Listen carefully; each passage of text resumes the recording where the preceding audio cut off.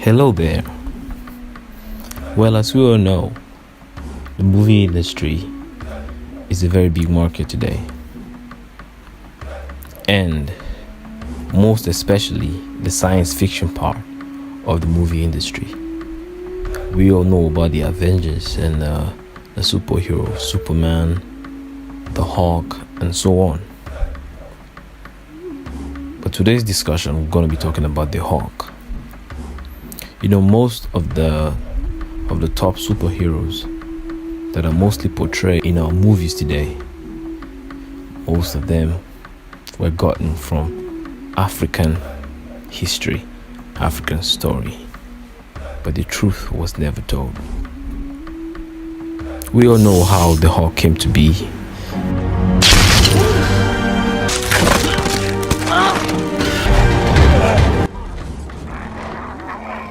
But what if I told you that there was a real life Hulk without any lab experiment or without anything? What if I told you it really existed in Nigeria, in Edo State, in Benin City to be more precise? This is the story of Arhuanran, the giant of Benin Kingdom.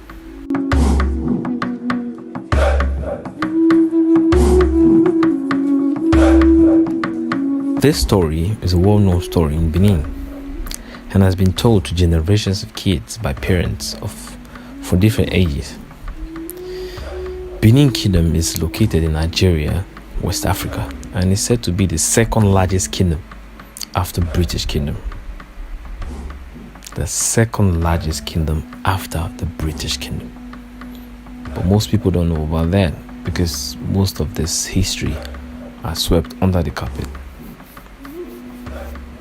It is established that when the Europeans first arrived the shores of Benin, they met a great civilization operating with an exciting and effective system of government led by the king, which was known as the Oba of Benin.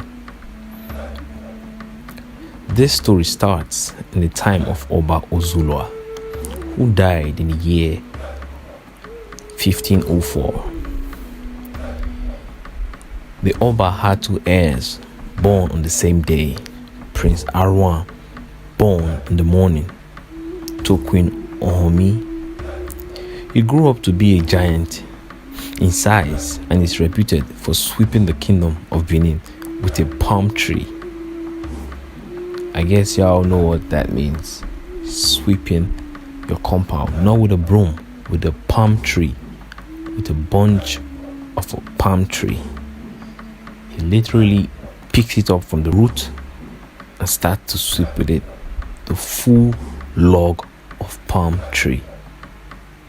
And also for creating the moat, which is a defensive trench around the Benin, with his feet. This is not something of a science fiction or something that like a speculation that has no proof. It comes with proof, evidence, and pictures. So as you can see, these are the moats that he created with his hands and his feet, just like a form of a barricade, so people can, in case of war or anything. Prince Esige, born to Queen Idia, which was his brother, in the afternoon. As in customary in Benin Kingdom, only the prince that cried first after birth was received as the first child.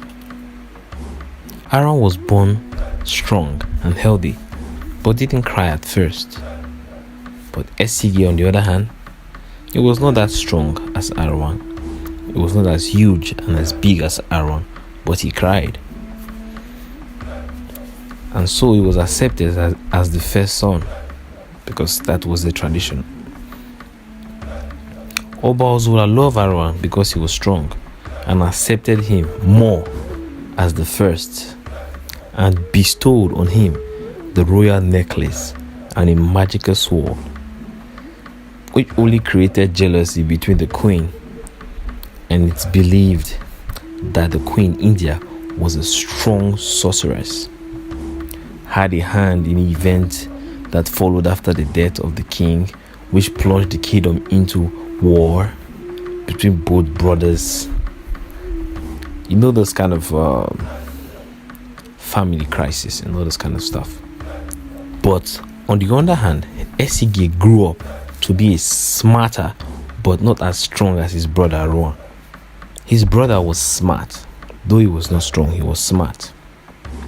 Arhuan, on the other hand, was a very strong man. He was a giant.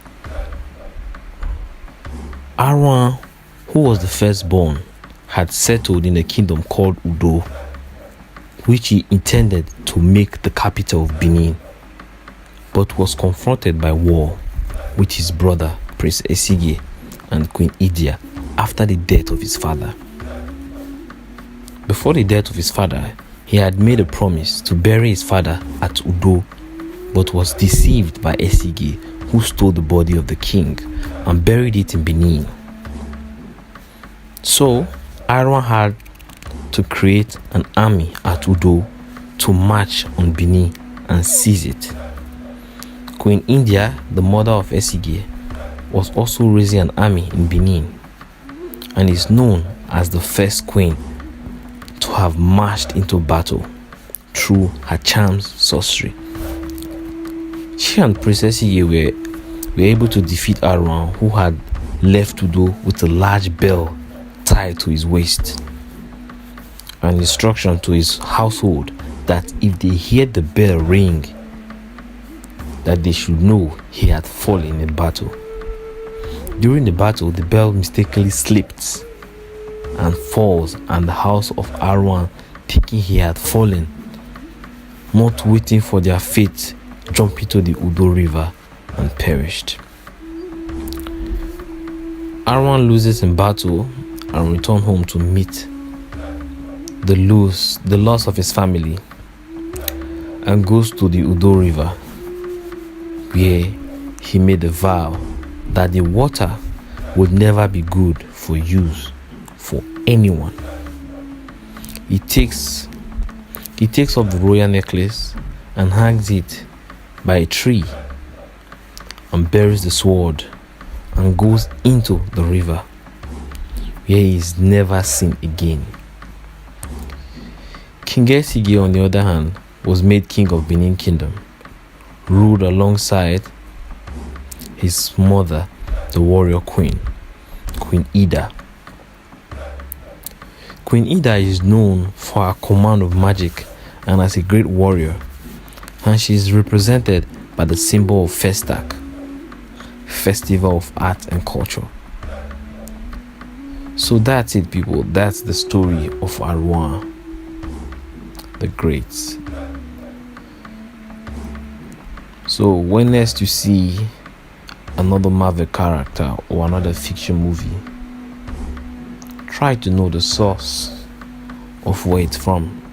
Africans have a lot of heritage, a lot of history that has been stolen and reconstructed into being something else without them giving credit of where it originated from, and which is very wrong. Africa is great. Africa has contributed to a lot, but still, it hides under the shadow. That's it for today. Please don't forget to like, subscribe, share with your friends, and hit the subscribe button.